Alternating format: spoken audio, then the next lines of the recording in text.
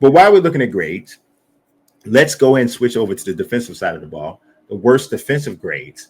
Rookie Shamar Turner, obviously, this is another one of those situations where it's a small sample size.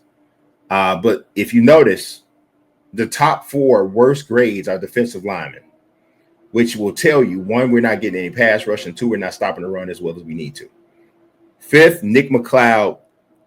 I'm going to be honest, Nick McLeod has been forced into some work that he shouldn't even be forced into because of how bad the Bears have been banged up at secondary. In the secondary, Nick McLeod probably should be playing special teams solely or as a sixth defensive back on the field or something to that effect.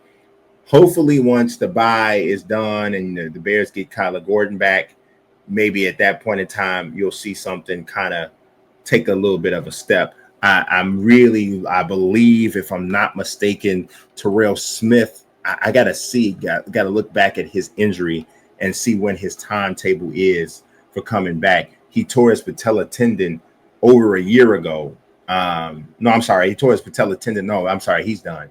I forgot about that. He's done. He's actually was carted off the field in preseason. I forgot about that. Yeah, he's actually done. So you're not going to get him back, and that sucks because I really felt like he was in a position to really take a step this year. To be honest, I thought that he was going to push Tyreek for the starting spot. And so but that's not going to happen. So you're not going to get him back, but you should have Kyler Gordon back, and that should only strengthen the secondary. But this defensive line situation is really the biggest problem. The Bears not getting to the quarterback and also not being able to stop the run as effectively as they need to. So that's enough of the negative, though. Let's look at the positive. The best offensive grades.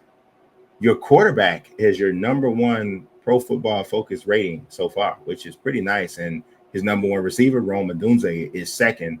I'm one of the more unsung heroes of the first four games to me on offense has been Olamide Zaccheaus. I think he's been fantastic.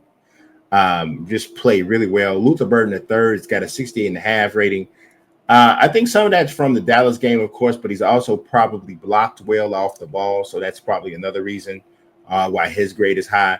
Drew Dahlman, the center, has been the fifth highest graded player there on the offensive side of the ball, which I think is a solid look.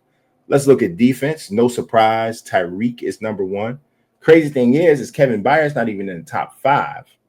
And that's got to have something to do with weeks 1 through 3 not being rated that high because obviously he had a bang-up week. Montez Sweat being number 2 is interesting because it's definitely not about pass rush because he has not done that. So this has to be he's got to be playing bang up like crazy against the run. I'm going to tell you something about Sweat before we move on past this.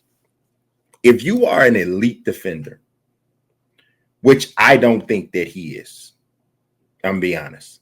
If you are an elite defender, there is no way in the world we should go like a game and a half. And if a person's just watching as a regular fan, which I try to look at everything, but if a person's watching and the announced team goes entire game and a half without ever saying your name, you're not more than likely being the type of impact player that the team needs you to be, especially when you consider what the Bears gave up for him. Ruben Hippolyte the second, 72.3. Jalen Johnson, while he was out there, 70.9. And then, of course, Mr. Brisker at 67 is the 5th highest rated defensive player. Again, to quote Mr. Spagnola, take all of these grades with a grain of salt you the point he made was you don't know what that player was told. So you're grading them on how well they played, but you don't know you don't know what they were told, which I think is a very valid point to make. But that is what I got for you talking Bears today, man. I appreciate everybody. If you have not yet, please like and subscribe. Like the video, subscribe to the channel. Hey, you might as well go with the full triple. Go ahead and share it as well. I almost don't even want to say triple the Bears. I mean, the Cubs lost today 3-0. Got shut out, but the Padres Padres just kept running dudes out there that were throwing 1,000 miles per hour. It was crazy. Dylan Cease had an axe to grind with the Cubs because obviously he used to be a Cub. He was actually was part of the Cubs organization before he went to the White Sox, and now he's with the Padres, and he tormented us today. So now Game 3 comes down, winner take all. I'll be focused on that. Right now, we're talking Bears. As I said, I appreciate you watching. God bless. Peace.